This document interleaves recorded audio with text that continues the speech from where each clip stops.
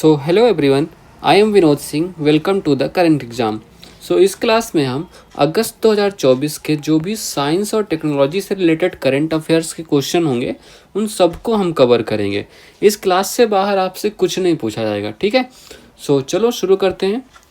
Question number 1, निम्नलिखित कथनों पर विचार करें।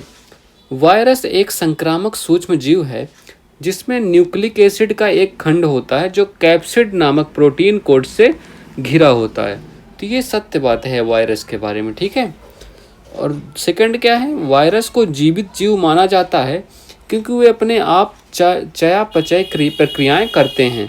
ये बिल्कुल गलत है, ये इसको नॉन लिविंग में माना जाता है, ठीक है। जीवित नहीं होता है, तो नॉन लिविंग होता है, ठीक है। नॉन लिविंग ऑर्गेनाइजेशन में माना जाता है, मतलब not considered as a living organisation. Okay, ये बात आपको पता होनी चाहिए। और इसमें क्या होता है, ये मतलब जब वायरस होते हैं, देखो ये वाली बात पढ़ लो। वायरस अकेले प्रतिकृति नहीं बना सकता, इसके बजाय इसे कोशिकाओं को संक्रमित करना होगा और मेजबान कोशिका के घटकों का उपयोग करके अपनी प्रतियां बनानी होंगी। तो ऐसे इनका जीवन यापन होता है।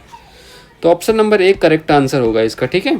नेक्स्ट क्वेश्चन नंबर 2, निम्नलिखित में से किस देश ने बच्चों में मूंगफली की एलर्जी के इलाज के लिए दुनिया का पहला राष्ट्रव्यापी कार्यक्रम शुरू किया गया था। तो ऐसा कौन सा देश है जहां पे छोटे बच्चों में मूंगफली से एलर्जी हो रही थी? तो ऐसा ऑस्ट्रेलिया है और उसके इलाज का राष्ट्रव्यापी कार्यक्रम भी शुरू किया था। ऑस्ट्रेलिया ने बच्चों में मूंगफली की एलर्जी के इलाज के लिए दुनिया का पहला राष्ट्रव्यापी कार्यक्रम शुरू किया, क्योंकि देश भर के 10 बाल चिकित्सा अस्पतालों में चिकित्सकीय देखरेख में शिशुओं को मूंगफली के प्रति उनके संवेदनशीलता को कम करने के लिए 2 साल तक धीरे धीरे मूंगफली के पाउडर की बढ़ती खुराक दी जाएगी। ऐसा इन्होंने कुछ काम निकाला है। ऑस्ट्रेलिया को दुनिया की एलर्जी की राजधानी कहा जाता है, इसी वजह से बहुत एलर्जियां होती हैं भाई यहाँ। लगभग 10 ऑस्ट्रेलियाई बच्चों में से एक को अपने जीवन के पहले वर्ष में खाद्य एलर्जी होती है। तो 10 में से एक को मतलब खाने पीने से एलर्जी हो ही जाती है। ऑस्ट्रेलिया के लगभग 3% लोग 12 महीने की उम्र तक मूंगफली की एलर्जी से प्रभावित होते हैं, ठीक है। तो ऑस्ट्रेलिया ने ऐसा काम शुरू किया है। क्वेश्चन नंबर 3, न्यूक्लियोटाइड के संदर्भ में निम्नलिखित में से कौन सा कथन सही है? ठीक है, तो न्यूक्लियोटाइड डीएनए और आरएनए के निर्माण खंड है, बिल्कुल सत्य बात है। डीएनए में प्रत्येक न्यूक्लियोटाइड में 4 न्यूक्लियो बेस में से एक होता है, एडिनोसिन, थाइमिन, गुआनिन और साइटोसिन, ये भी सत्य बात है, ठीक है। न्यूक्लियोटाइड है क्या? न्यूक्लियोटाइड डीएनए और आरएनए के निर्माण खंड है। प्रत्येक न्यूक्लियोटाइड में एक न्यूक्लियो बेस, एक फॉस्फेट समूह और एक शर्करा होती है। डीएनए में प्रत्येक न्यूक्लियोटाइड में 4 न्यूक्लियो बेस में से एक होता है, एडिनोसिन, थाइमिन, गुआनिन, साइटोसिन। एकल न्यूक्लियोटाइड परिवर्तन तब होता है जब जीनोम में केवल एक न्यूक्लियोटाइड को मरम्मत करने की आवश्यकता होती है। तो इसको option number C correct answer होगा। फर्स्ट और सेकंड दोनों स्टेटमेंट करेक्ट हैं। नेक्स्ट क्वेश्चन, क्रिस्पर कैस9 के संदर्भ में निम्नलिखित में से कौन सा कथन सत्य है? तो यह डीएनए अनुक्रम के खंडों को हटाकर, जोड़कर या बदलकर जीनोम के कुछ हिस्सों को संपादित करने का एक उपकरण है। मतलब जो डीएनए का होता है, डीएनए को तोड़कर उनको वापस से सुधारने के लिए जीएनए प्रौद्योगिकी है, ठीक है, एक तरह की। तो इसलिए इसका यूज किया जाता है। कैस9 आणविक कैंची की एक जोड़ी की तरह काम करता है जो डीएनए के स्ट्रैंड को काटने में सक्षम है, ठीक है। तो ये भी सत्य है। तो option number C correct answer होगा। फर्स्ट और सेकंड दोनों करेक्ट हैं इसका, ठीक है। तो ये क्रिस्पर कैस9 के बारे में कुछ चीज़ें जान लो, क्योंकि ये बहुत ही इंपॉर्टेंट टॉपिक है। तो इसके बारे में कुछ जान लेते हैं। इसका फुल फॉर्म क्या है?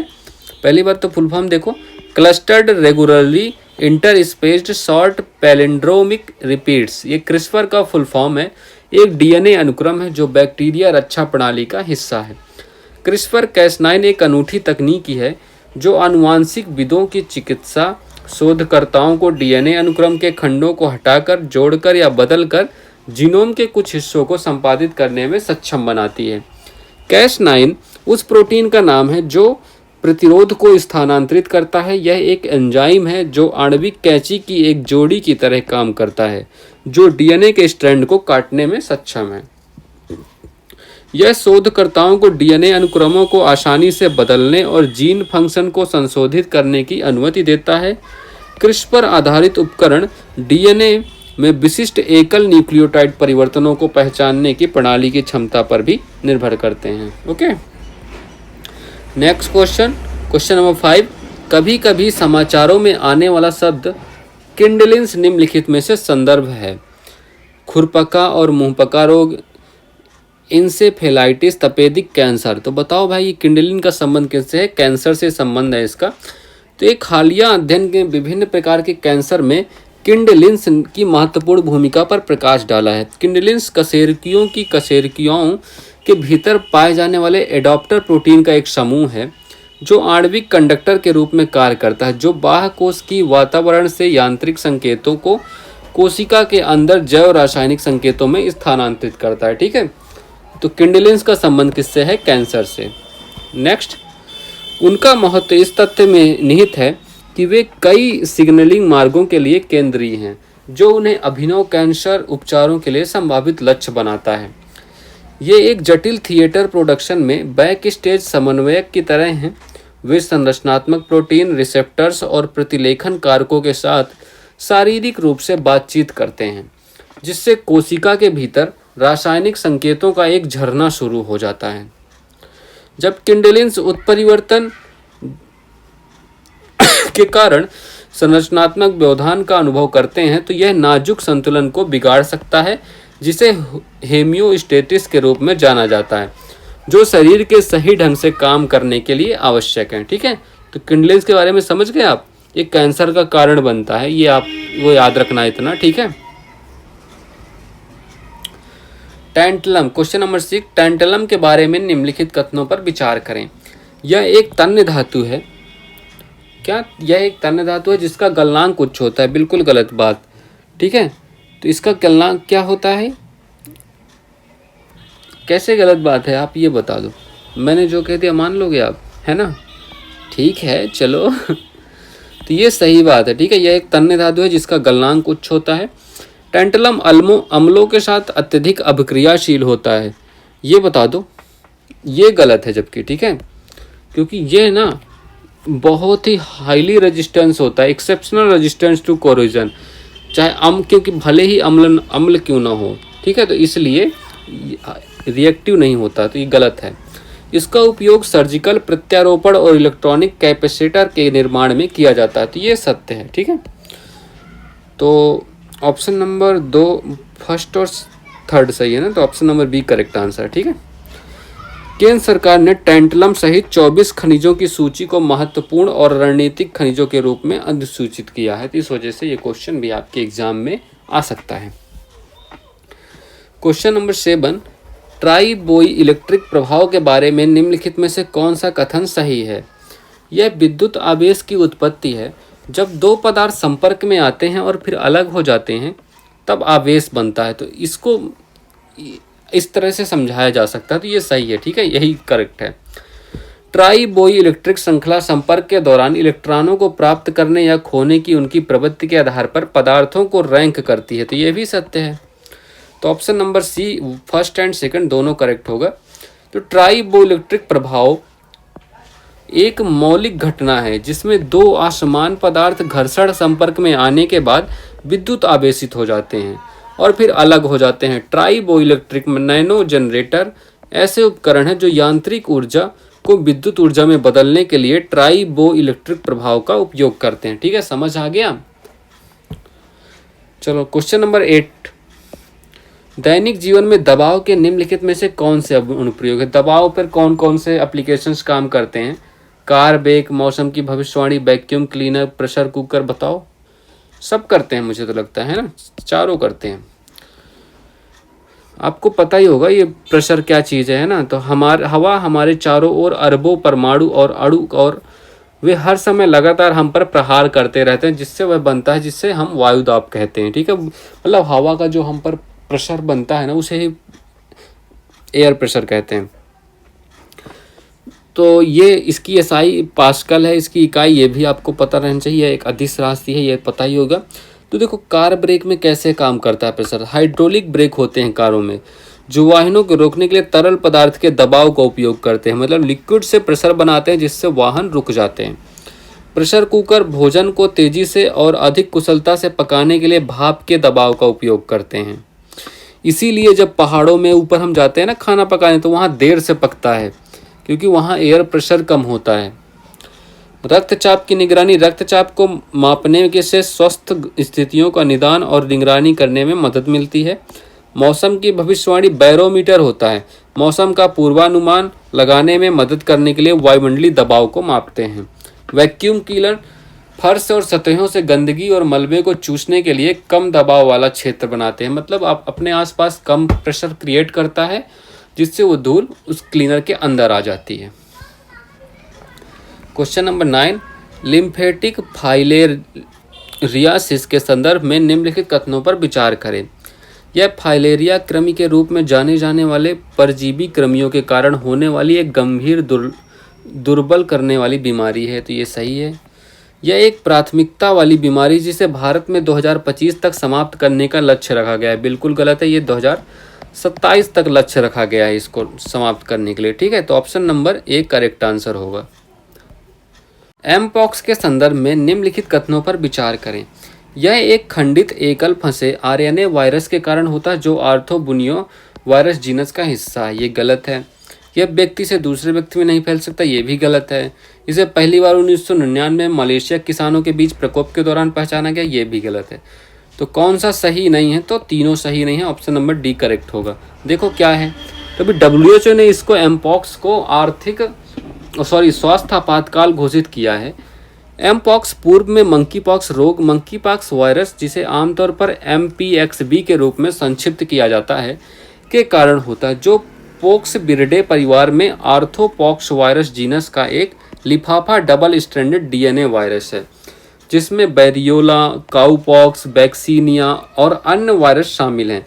वायरस के दो आनुवंशिक क्लेड 1 और क्लेड 2 हैं। ठीक है, तो एमपॉक्स किसी ऐसे व्यक्ति के साथ शारीरिक संपर्क के माध्यम से मनुष्यों में फैल सकता है जो संक्रामक है दूषित सामग्री के साथ या संक्रमित जानवरों के साथ। ठीक है, मंकी पॉक्स वायरस की खोज डेनमार्क 1958 में शोध के लिए रखे गए बंदरों में की गई थी और एमपॉक्स का पहला रिपोर्ट किया गया था। मानव मामला कांगो लोकतांत्रिक गणराज्य DRC में 1970 में 9 महीने के बच्चे का था। सबसे पहले बंदरों में 1958 में खो गई, बट जबकि मानवों में 1970 में कांगो लोकतांत्रिक गणराज्य में इसकी खोज की गई थी। ठीक है, चलो नेक्स्ट क्वेश्चन नंबर 11, हाल ही में खबरों में रहा EOS 08 मिशन किसके द्वारा लॉन्च किया गया था, बताओ भाई। 11th, तो ये इसरो द्वारा लॉन्च किया गया था, है ना। इसरो ने श्रीहरिकोटा के सतीश धवन अंतरिक्ष केंद्र से पृथ्वी अवलोकन उपग्रह EOS 8 लॉन्च किया। ठीक है, तो ये आपको याद रखना है।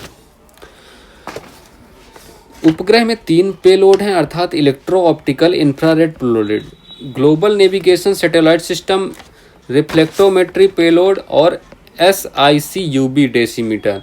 इसका उद्देश्य क्या है? EOS 08 मिशन के प्राथमिक उद्देश्यों में से एक माइक्रो सैटेलाइट को डिजाइन और विकसित करना है, माइक्रो सैटेलाइट बस के साथ संगत पेलोड उपकरण बनाना और भविष्य के परिचालन उपग्रहों के लिए आवश्यक नई प्रौद्योगिकियों को शामिल करना भी शामिल है। ठीक है, तो क्वेश्चन नंबर 11 क्लियर हो गया। इसरो ने इसको लॉन्च किया था। 12, कैलिफोर्नियम के संबंध में निम्नलिखित में से कौन सा कथन सही है? यह एक चांदी सफेद सिंथेटिक रेडियोधर्मी धातु है। क्या यह सत्य है? बिल्कुल सत्य है। देखो यहाँ पढ़ लो, बिहार के गोपालगंज में पुलिस ने अत्यधिक रेडियोधर्मी धातु कैलिफोर्नियम के 50 ग्राम जब्त किए। तो कैलिफोर्नियम एक चांदी सफेद सिंथेटिक रेडियोधर्मी धातु है जिसका आवर्त सारणी में परमाणु क्रमांक 98 है। इसे पहली बार 1950 में बर्कले कैलिफोर्निया में संश्लेषित किया गया था, जहां से इसका नाम पड़ा अल्फा कणों के साथ क्यूरियम पर बमबारी करके। ठीक है, पर कैसे प्राप्त किया गया था? अल्फा कणों के साथ क्यूरियम पर बमबारी की गई थी, जिससे कैलिफोर्नियम नामक धातु प्राप्त हुई थी। कैलिफोर्नियम एक बहुत मजबूत न्यूट्रॉन उत्सर्जक है और इसका उपयोग पोर्टेबल मेटल डिटेक्टरों में सोने और चांदी के अयस्कों की पहचान करने, तेल के क्यू में पानी और तेल की परतों की पहचान करने और हवाई जहाज़ों में धातु की थकान और तनाव का पता लगाने में मदद करने के लिए किया जाता है। तो काफ़ी इंपॉर्टेंट धातु है ये कैलिफोर्नियम, ठीक है। चलो, तत्व का नाम कैलिफोर्निया राज्य के नाम पर रखा गया था, ये भी सत्य है। यह एक बहुत मजबूत न्यूट्रॉन उत्सर्जक है, ये भी सत्य है। तो option number D correct answer होगा। ओके, नेक्स्ट करते हैं क्वेश्चन नंबर 13। हाल ही में खबरों में रहा BPALM रेजिमेन निम्नलिखित में से किस बीमारी से संबंधित है? बताओ भाई। तो ये तपेदिक बीमारी से संबंधित है। तो भारत स्वास्थ्य पेशेवरों को BPALM व्यवस्था लागू करने के लिए प्रशिक्षण देने जा रहा है। तो इस वजह से ये क्वेश्चन आपको बन सकता है, ठीक है। थक गया, थोड़ा पानी दे दो, बॉटल पॉज करो। चलो, तो ये BPALM व्यवस्था क्या है? यह बहुदवा प्रतिरोधी या रिफैम्पिसिन प्रतिरोधी तपेदिक के उपचार के लिए बेडाक्विलाइन, प्रीटोमेनिड, लाइनजेलिड और मोक्सीफ्लोक्सविन से बनी है, ठीक है। इसका फुल फॉर्म है। विश्व स्वास्थ्य संगठन WHO द्वारा वर्ष 2022 में अनुशंसित वर्तमान में लगभग 40 देशों के TB रोगियों के पास इस नई व्यवस्था तक पहुंच है, ठीक है। इसका महत्व क्या है? BPALM प्रोटोकॉल अधिक प्रभावित है। इसमें उपचार की अवधि कम से कम 18 से 24 महीने की तुलना में 6 महीने है। कम दुष्प्रभाव है और सबसे महत्वपूर्ण बात यह है कि यह संक्रमण को रोकता है, जिससे यह TB को नियंत्रित करने और प्रतिबंधित करने में एक महत्वपूर्ण उपकरण बन जाता है। भारत, जो वैश्विक TB मामलों को लगभग 27% हिस्सा है, को इसमें काफ़ी लाभ होगा। उदाहरण के लिए इस कदम से देश के राष्ट्रीय TB उन्मूलन कार्यक्रम को बढ़ावा मिलने की उम्मीद है, जिसका लक्ष्य 2025 तक इस बीमारी को खत्म करना है। तो भारत का लक्ष्य क्या था? TB हारेगा देश जीतेगा, 2025 इसका लक्ष्य है ना। Question number 14। मंगल ग्रह के संदर्भ में निम्नलिखित में से कौन सा कथन सही है? तो मंगल ग्रह के बारे में बताओ। यह सूर्य से चौथा ग्रह है और इसे लाल ग्रह के नाम से जाना जाता है, सत्य है। इसका वायुमंडल कार्बन डाइऑक्साइड, नाइट्रोजन और आर्गन से बना हुआ बहुत पतला है, तो ये भी सही है, ठीक है। तो option number C correct answer होगा।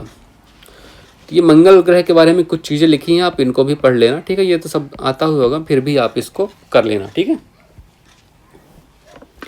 Question number 15। निम्नलिखित में से कौन सा कथन हेप्लिक सीमा का सटीक वर्णन करता है? तो यह वह अधिकतम संख्या है जिसके अनुसार सामान्य मानव कोशिका जनसंख्या जीर्णता में प्रवेश करने वाले पहले विभाजित होगी। तो ये हेप्लिक सीमा है क्या? पहले तो ये तो बताओ। ये तो करेक्ट है, ठीक है, यही है इसका आंसर।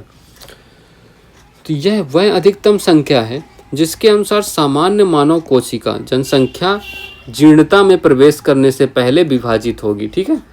तो ये हेप्लिक सीमा कहलाती है। हेप्लिक सीमा के बारे में जानते हैं अब, क्या है ये हेप्लिक सीमा है क्या? कोशिकीय जीव विज्ञान में एक अवधारणा है जो कोशिका विभाजन बंद होने से पहले एक सामान्य मानव कोशिका आबादी के विभाजित होने की सीमित संख्या को संदर्भित करता है। मतलब जब कोशिका विभाजन बंद होने वाला होता है तो उससे पहले एक कांस्टेंट, मतलब निश्चित सीमित संख्या संदर्भित होती है, उसी को हेप्लिक सीमा कहते हैं। यह घटना टेलोमेरेज के छोटे होने से जुड़ी है। गुणसूत्रों के सिरों पर दोहराए जाने वाले DNA अनुक्रम जो उन्हें क्षरण से बचाते हैं। हेप्लिक सीमा सेलुलर उम्र बढ़ने से संबंधित है, न कि किसी जीव के अधिकतम जीवन काल से। कैंसर कोशिकाएं अक्सर टेलोमेरेज के पुनर्सक्रियन के कारण हेप्लिक सीमा को पार कर जाती हैं, एक एंजाइम जो टेलोमेरेज को लंबा करता है। टेलोमेरेज एक एंजाइम है जो टेलोमेरेज को लंबा करता है। इस वजह से कैंसर की जो कोशिकाएं होती हैं वो हेप्लिक सीमा को पार कर जाती हैं। यह उन्हें अनिश्चित काल तक विभाजित करने की अनुमति देता है, जिससे उनकी अनियंत्रित वृद्धि में योगदान होता है। जबकि टेलोमेरेज का छोटा होना हेप्लिक सीमा तक पहुंचने में एक महत्वपूर्ण कारक है, लेकिन यह जरूरी नहीं कि यह तुरंत कोशिका मृत्यु की ओर ले जाए। इसके बजाय यह जीर्णता को ट्रिगर करता है, विकास की एक ऐसी स्थिति जहां कोशिका जीवित रहती है लेकिन अब विभाजित नहीं हो सकती, ठीक है। तो आप हेप्लिक सीमा समझ गए? चलो ठीक से करा दिया, समझ गए होगे। Question number 16। टेराहर्ट्ज विकिरण के बारे में निम्नलिखित में से कौन सा कथन सही नहीं है? टेराहर्ट्ज विकिरण, इसके बारे में बताना है कौन सा कथन सही नहीं। चलो ठीक है, तो फर्स्ट स्टेटमेंट क्या है, पढ़ो। टेराहर्ट्ज विकिरण माइक्रोवेव और औरक्त विकिरण के बीच विद्युत चुंबकीय स्पेक्ट्रम में स्थित है। ये भी सत्य है, ठीक है। सेकंड क्या है, टेराहर्ट्ज तरंगे आयनकारी विकिरण है? नहीं, आयनकारी विकिरण नहीं है, नॉन आयनाइजिंग है, ठीक है। तो नॉन आयनाइजिंग है, तो ये गलत हो गया स्टेटमेंट। जो परमाणुओं या अणुओं से इलेक्ट्रॉनों को हटाने में सक्षम है, ठीक है, ये इलेक्ट्रॉनों को हटाने में सक्षम नहीं है, ठीक है। लैक ऑफ एनर्जी, इनके एनर्जी की कमी होती है, तो ये स्टेटमेंट गलत हो गया। नेक्स्ट स्टेटमेंट क्या है, टेराहर्ट्ज तकनीक अंतरिक्ष संचार, सुरक्षा जांच और चिकित्सा इमेजिंग जैसे क्षेत्रों में अनुप्रयोग पाती है। ये सत्य है? बताओ बताओ बताओ। ये सत्य है, ठीक है। टेराहर्ट्ज तरंगों के अद्वितीय गुण जैसे उनकी गैर आयनकारी प्रकृति और कुछ सामग्रियों को भेदने की क्षमता उनके विविध अनुप्रयोगों में योगदान करती है। ये भी सही है, तो ऑप्शन बी करेक्ट होगा क्योंकि यही इसमें गलत है, ठीक है। चलो नेक्स्ट करते हैं क्वेश्चन नंबर 17। एंटी मैटर का संबंध निम्नलिखित में से कौन सा कथन सत्य है? तो एंटी मैटर के बारे में करना है। एंटी मैटर कणों का द्रव्यमान उनके पदार्थ समकक्षों के समान होता है, लेकिन उनमें विपरीत विद्युत आवेश होता है। क्या ये सही बात लिखी हुई है? बताओ। तो ये सत्य बात है। एक पॉजिट्रॉन एक प्रोटॉन का अनुरूप एंटी पार्टिकल है, ये बता दो भाई। तो positron anti particle of electron, तो ये जो है ना प्रोटॉन का नहीं, जबकि ये इलेक्ट्रॉन का एंटी पार्टिकल है ना, ठीक है। तो ये आपको याद रखना, तो ये स्टेटमेंट गलत हो गया। ओके, अच्छा प्रोटॉन का, इसका प्रोटॉन का एंटी पार्टिकल क्या है? तो एंटी प्रोटॉन नाम से जाना जाता है, ठीक है। तो ये बात आपको याद रखना है। तो पॉजिट्रॉन इलेक्ट्रॉन का एंटी पार्टिकल है, जबकि प्रोटॉन का एंटी पार्टिकल एंटी प्रोटॉन है, ठीक है। तो ये गलत हो गया। थर्ड स्टेटमेंट क्या है, जब पदार्थ और एंटी मैटर संपर्क में आते हैं तो वे एक दूसरे का विनाश करते हैं, जिससे शुद्ध ऊर्जा उत्पन्न होती है, ठीक है। तो ये भी सत्य है। तो 1 और 3 option number B correct answer होगा इसका। ओके, चलो नेक्स्ट करते हैं क्वेश्चन नंबर 18। कोडाईकनाल और वेधशाला के संदर्भ में कोडाईकनाल सौर वेधशाला के संदर्भ में निम्नलिखित में से कौन सा कथन सही है? इसे 1909 में स्थापित किया गया था। इसे 1909 में एवरशेड प्रभाव की खोज के लिए जाना जाता है। क्या ये सत्य है? ये बात कैसी है, आपको कैसी लग रही है? ठीक है, तो ये सही है। कोडाईकनाल और सौर वेधशाला 1909 में एवरशेड प्रभाव की खोज के लिए जानी जाती है। कोडाईकनाल टावर टनल टेलीस्कोप में एक परिष्कृत 3 दर्पण कोलो स्टेट प्रणाली है। इस सेटअप में एक प्राथमिक दर्पण M1 शामिल है जो सूर्य को ट्रैक करता है, एक द्वितीय दर्पण M2 जो सूर्य के प्रकाश को नीचे की ओर पुनर्निर्देशित करता है, और एक तृतीयक दर्पण M3 जो किरण को क्षैतिज रूप में संरेखित करता है। ठीक है, तो ये स्टेटमेंट सही हो गया। सेकेंड क्या है, कोडाईकनाल सौर वेधशाला भारतीय खगोल भौतिकी संस्थान द्वारा संचालित है, ना कि DRDO द्वारा। ठीक है, तो ये गलत हो गया। और कहाँ स्थित है ये कोडाईकनाल, कहाँ है? तमिलनाडु में स्थित है, ये भी आपको याद रखना है। और इसका आंसर क्या हो गया? 18 का A नंबर। ठीक है, केवल एक। तो अभी क्यों न्यूज में है, शोधकर्ताओं ने कोडाईकनाल टावर टनल टेलीस्कोप से प्राप्त डेटा का उपयोग करके सौर वायुमंडल की विभिन्न परतों पर चुंबकीय क्षेत्र की जांच की है। ठीक है, क्वेश्चन नंबर 19, भारत के जैव प्रौद्योगिकी क्षेत्र में निम्नलिखित में से कौन शामिल है? बताओ भाई, भारत के जैव प्रौद्योगिकी में से तो bio pharmaceuticals, bio agriculture, bio industrials, bio IT और सेवाएं, ये चारों शामिल हैं। तो option number D correct answer होगा। इनके बारे में कर लेते हैं कुछ चीज़ें। तो भारत के जैव प्रौद्योगिकी क्षेत्र को bio pharmaceuticals, bio agriculture, bio IT और बायो फार्मास्यूटिकल्स में वर्गीकृत किया गया है। तो बायो फार्मास्यूटिकल्स भारत दुनिया में कम लागत वाली दवाओं और टीकों के सबसे बड़े आपूर्तिकर्ताओं में से एक है। भारत बायोसिमिलर के मामले में भी अग्रणी है। घरेलू बाजार में सबसे अधिक संख्या में बायोसिमिलर स्वीकृत हैं। जैव कृषि क्या है?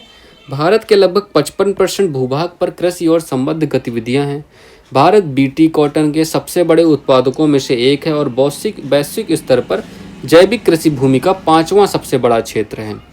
बीटी कॉटन कीटनाशकों, समुद्री जैव प्रौद्योगिकी और पशु जैव प्रौद्योगिकी से युक्त बायो एग्री में 2025 तक अपने जैव अर्थव्यवस्था योगदान को $10.5 बिलियन से $20 बिलियन तक दुगना करने की क्षमता है। जैव औद्योगिक प्रक्रियाओं में जैव प्रौद्योगिकी का अनुप्रयोग देश भर में विनिर्माण और अपशिष्ट निपटान को बदल रहा है। जैव आईटी और सेवाएं। भारत अनुबंध निर्माण, अनुसंधान और नैदानिक परीक्षणों में मजबूत क्षमता प्रदान करता है और अमेरिका के बाहर वैश्विक स्तर पर सबसे अधिक यूएस FDA अनुमोदित संयंत्रों का घर है। क्वेश्चन नंबर 20, नासा ने हाल ही में टैनेजर 1 उपग्रह लॉन्च किया है जिसका उद्देश्य है, तो बताओ इसका क्या उद्देश्य है। तो मीथेन उत्सर्जन पर नज़र रखना, यही इसका करेक्ट आंसर है। तो नासा ने हाल ही में मीथेन उत्सर्जन को ट्रैक करने के लिए टैनेजर 1 उपग्रह लॉन्च किया है। तो उपग्रह मीथेन और CO2 उत्सर्जन को ट्रैक करने के लिए इमेजिंग स्पेक्ट्रोमीटर तकनीक का उपयोग करेगा। कौन सी तकनीक का प्रयोग किया जाएगा? Imaging spectrometer. यह पृथ्वी की सतह से परावर्तित होने वाले प्रकाश की सैकड़ों तरंगदैर्घ्य को मापकर ऐसा करेगा। ग्रह के वायुमंडल में विभिन्न यौगिक जिसमें मीथेन और CO2 शामिल हैं प्रकाश की विभिन्न तरंगदैर्घ्य को अवशोषित करते हैं, जिससे वर्णक्रमीय फिंगरप्रिंट निकलते हैं जिन्हें इमेजिंग स्पेक्ट्रोमीटर पहचान सकता है।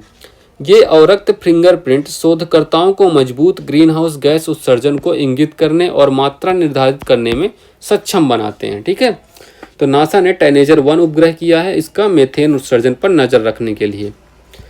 क्वेश्चन नंबर 21, सोनोलुमिनेसेंस के संदर्भ में निम्नलिखित कथनों पर विचार करें। सोनोलुमिनेसेंस एक तरल में एक बुलबुले से प्रकाश का उत्सर्जन है जब इसे शक्तिशाली ध्वनि तरंगों के अधीन किया जाता है। तो क्या कहते हो गाइस इसके बारे में? ये बिल्कुल सत्य है। सोनोलुमिनेसेंस का सटीक तंत्र आधुनिक विज्ञान द्वारा अच्छी तरह से समझा जा सकता है और पूरी तरह से समझाया गया है। ये बिल्कुल गलत बात है, ये पूरी तरह से समझा ही नहीं गया, नॉट फुली अंडरस्टूड। अभी तक या तो आधुनिक विज्ञान ले लो या कुछ भी ले लो, विज्ञान भी इसको समझा नहीं पाया है। तो नॉट फुली अंडरस्टूड। ठीक है, तो कौन सा स्टेटमेंट सही होगा? ऑप्शन नंबर 1 करेक्ट आंसर होगा। ओके, नेक्स्ट क्वेश्चन नंबर 22, हाल ही में खबरों में आए एस्केपेड मिशन का उद्देश्य क्या है? एस्केपेड मिशन का उद्देश्य क्या है? तो इस सौर, हवा और मंगल के चुंबकीय क्षेत्र की परस्पर क्रिया की जांच करना इसका उद्देश्य है। ठीक है, तो जेफ बेजोस को एरोस्पेस उद्यम blue origin New Shepard rocket का उपयोग करके उपकक्षीय अंतरिक्ष में अपना 8वां पर्यटक मिशन लॉन्च करने के लिए तैयार है। तो इस न्यूज की वजह से ये क्वेश्चन एग्जाम में आपके लिए इम्पॉर्टेंट है। ठीक है, अब ये क्या है मिशन? तो यह उड़ान 6 लोगों को 11 मिनट की सवारी के लिए करमन रेखा, अंतरिक्ष की अंतर्राष्ट्रीय स्तर पर मान्यता प्राप्त सीमा के ऊपर ले जाएगी, जो ब्लू ओरिजिन के लिए एक और महत्वपूर्ण मील का पत्थर है, जो पहले ही 37 लोगों को अंतरिक्ष में ले जा चुका है। तो 11 मिनट की सवारी कराएगा अंतरिक्ष में। ठीक है, इसके अलावा ब्लू ओरिजिन नासा के साथ स्केप और plasma exploration and dynamics explorers mission पर भी सहयोग कर रहा है, जो सौर, हवा और मंगल के मैग्नेटोस्फीयर की परस्पर क्रिया की जांच करेगा। यह मिशन अक्टूबर 2024 में ब्लू ओरिजिन के पुनः प्रयोज्य न्यू ग्लेन रॉकेट पर लॉन्च होगा। ठीक है, तो ये न्यू ग्लेन रॉकेट का भी नाम आप लोग याद रखिएगा। क्वेश्चन नंबर 23, पीजो इलेक्ट्रिक प्रभाव के बारे में निम्नलिखित कथनों पर विचार करें। तो ये क्या है पीजो इलेक्ट्रिक? यांत्रिक तनाव के अधीन होने पर पीजो इलेक्ट्रिक सामग्री एक विद्युत वोल्टेज उत्पन्न करती है। सही बात है ये। ठीक है, इसके बारे में पहले कर लेते हैं। जब एक पीजो इलेक्ट्रिक सामग्री यांत्रिक तनाव का अनुभव करती है तो उसके चेहरे पर एक विद्युत वोल्टेज उत्पन्न होता है। यह पीजो इलेक्ट्रिक प्रभाव का मूल सिद्धांत है। पीजो इलेक्ट्रिक प्रभाव प्रतिवर्ती है। पीजो इलेक्ट्रिक सामग्री पर विद्युत क्षेत्र लगाने से यह शारीरिक रूप से विकृत हो सकता है, जिससे यह एक्चुएटर्स के लिए उपयोगी हो जाता है। पीजो इलेक्ट्रिक सामग्री आमतौर पर इंसुलेटर या अर्धचालक होती है, बिजली की अच्छी सुचालक नहीं। उच्च चालकता पीजो इलेक्ट्रिक प्रभाव द्वारा उत्पन्न वोल्टेज को कम कर देगी, जबकि कुछ प्राकृतिक रूप से पाए जाने वाले खनिज पीजो इलेक्ट्रिक प्रभाव प्रदर्शित करते हैं। सिरेमिक और पॉलीमर जैसे कई सिंथेटिक सामग्री भी इस गुण के साथ विकसित की गई हैं। ठीक है, तो ये सुचालक नहीं कुचालक होता, तो ये गलत हो गया। विद्युत क्षेत्र लागू करने के लिए सामग्रिक यांत्रिक विरूपण हो सकता है, ये सत्य है।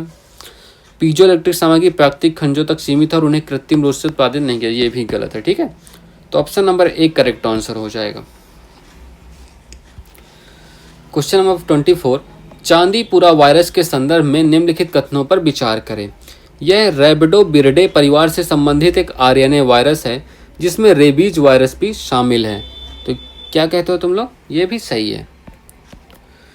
तो चांदीपुरा वायरस, जिसे चांदीपुरा बेसिकोलोरो वायरस भी कहते हैं, एक आरएनए वायरस है जो रैबिडोविरिडे परिवार से संबंधित है जिसमें रेबीज वायरस भी शामिल है। इसे पहली बार 1965 में महाराष्ट्र के एक गांव में चांदीपुरा में पहचाना गया था, इसी वजह से इसका नाम चांदीपुरा वायरस है।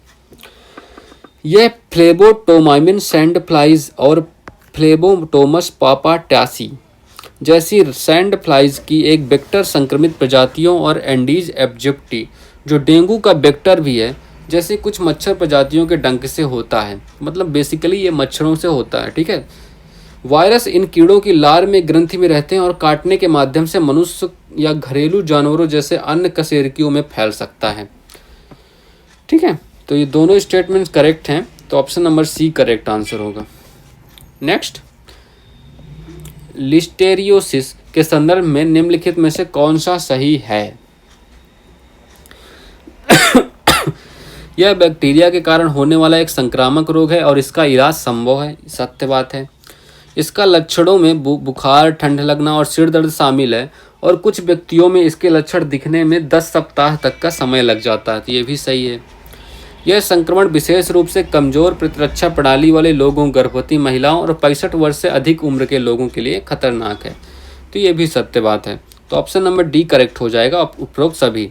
अमेरिका के लिस्टेरिया प्रकोप में 50 से अधिक बीमारियों और 9 मौतों की सूचना दी गई है, इस वजह से ये चर्चा में बना हुआ है। तो ये है क्या? लिस्टेरिया और लिस्टेरियोसिस क्या है भाई? चर्चा में तो चल रहा है, इनके बारे में तो भी जान लो। लिस्टेरिया या लिस्टेरिया मोनोसाइटोजेंस एक प्रकार का बैक्टीरिया है जो मांस के स्लाइमर जैसी सतहों और खाद्य पदार्थों में यहाँ तक कि रेफ्रिजरेटेड तापमान पर भी जीवित रह सकता है। लिस्टेरिया दूषित भोजन लिस्टेरियोसिस नामक संक्रमण का कारण बन सकता है। यह संक्रमण विशेष रूप से कमजोर प्रतिरक्षा प्रणाली वाले लोगों, गर्भवती महिलाओं और 65 वर्ष से अधिक उम्र के लोगों के लिए खतरनाक है। इसके लक्षणों में बुखार, ठंड लगना, सिर दर्द शामिल है। ठीक है, रोकथाम और उपचार कैसे हो सकता है? खाने से पहले खाद्य पदार्थों को पर्याप्त उच्च तापमान पर गर्म करने से बैक्टीरिया खत्म हो सकते हैं। इसके अलावा लिस्टेरियोसिस का इलाज संभव है और सबसे अधिक निर्धारित दवाओं में से एक एम्पिसिलिन है। ठीक है, सो आई होप आपको ये क्लास बढ़िया लगी होगी और आपको सब कुछ समझ आ गया होगा। तो साइंस एंड टेक के लिए अगस्त महीने के बाद इससे बाहर आपको कहीं से करने की ज़रूरत नहीं है। आपके एग्ज़ाम में डायरेक्ट क्वेश्चन यहाँ से पूछे जाएंगे। ठीक है, तो चलिए, have a good day and thank you.